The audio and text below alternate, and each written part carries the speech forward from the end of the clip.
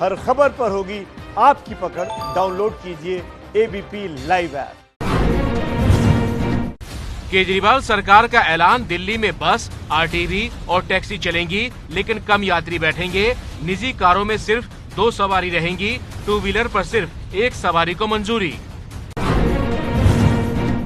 दिल्ली में मॉल बंद रहेंगे, लेकिन खुलेंगे छोटे मार्केट कॉम्प्लेक्स। ऑड इवन के हिसाब से दुकानें खुलेंगी। रेस्टोरेंट से सिर्फ होम डिलीवरी, प्राइवेट और सरकारी दफ्तर खुल सकेंगे। दिल्ली में अब ऑटो भी चल सकेंगे, लेकिन सिर्फ 1 सवारी बैठ सकेगी। ब्यूटी पार्लर और सैलून की दुकानों को अभी मंजूरी नहीं मिली है।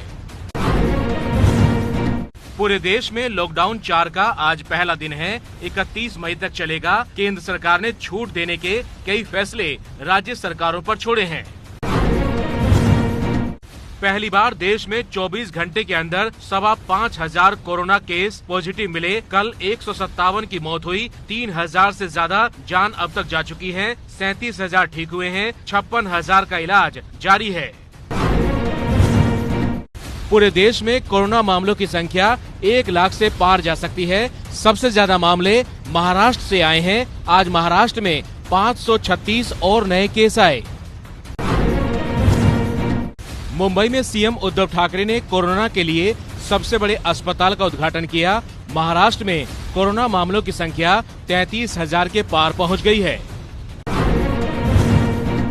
दिल्ली में पिछले 24 घंटे में करीब 300 नए कोरोना केस आए। कल एक भी मौत की खबर नहीं। दिल्ली में 10,000 मामलों में से 4,500 मरीज ठीक हो चुके हैं। दिल्ली नोएडा बॉर्डर पर आज सुबह से गाड़ियां ज्यादा दिखी। डीएनडी पर तो ट्रैफिक बढ़ने से गुस्से में आ गए पुलिस वाले। ग्रेटर नोएडा में ओप्पो मोबाइल कंपनी की फैक्ट्री में 6 लोग कोरोना पॉजिटिव मिले। कंपनी ने काम रोका। सभी 3,000 से ज्यादा कर्मचारियों का टेस्ट होगा। ममता बनर्जी ने कहा, पश्चिम बंगाल में ब्यूटी पार्लर और सैलून खोले जा सकेंगे। 27 मई से 2 सवारी के साथ ऑटो भी चलेंगे।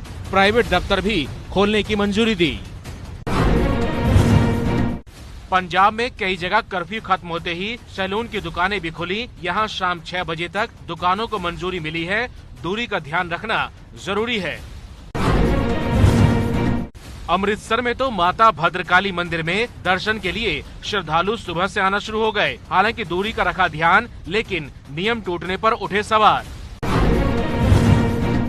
लुधियाना के डुगरी में आम लोगों ने लॉकडाउन के बीच प्रदर्शन किया। सरकार से कहा, स्कूलों की ट्यूशन फीस कहां से दें, मदद करो। केरल में सरकार ने शॉपिंग कॉम्प्लेक्स खोलने की अनुमति दी।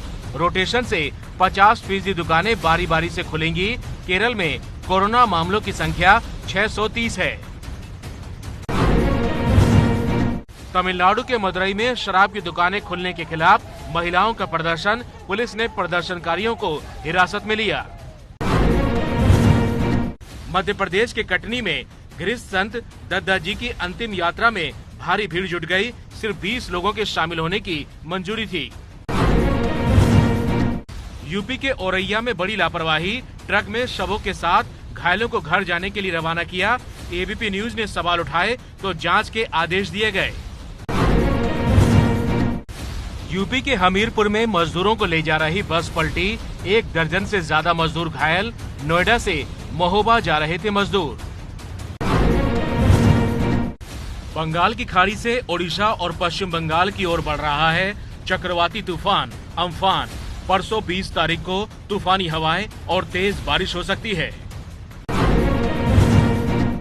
तमिलनाडु के रामेश्वरम में समुद्री तूफान की वजह से मछुआरों की 50 से ज्यादा नाव बर्बाद हो गई। बीती रात तेज बारिश और आंधी आई। अम्फान तूफान का असर दिखना शुरू हो गया है। कर्नाटक और केरल के कई जिलों में मौसम खराब हुआ। तेज बारिश हुई। दिन में अंधेरा छा गया। मध्य प्रदेश के ग्वालियर में आग लगने से बड़ा हादसा। 5 से ज्यादा लोगों की मौत हुई। पेंट की दुकान से भड़की थी आग। जम्मू कश्मीर के डोडा में आतंकियों से मुठभेड़ में सेना का एक जवान शहीद। एक आतंकी भी ढेर किया गया। सर्च ऑपरेशन जारी। पहाड़ों पर अचानक फिर बदला मौसम। उत्तराखंड के उत्तरकाशी और गंगोत्री धाम में बर्फबारी हुई, ठंड बढ़ गई है।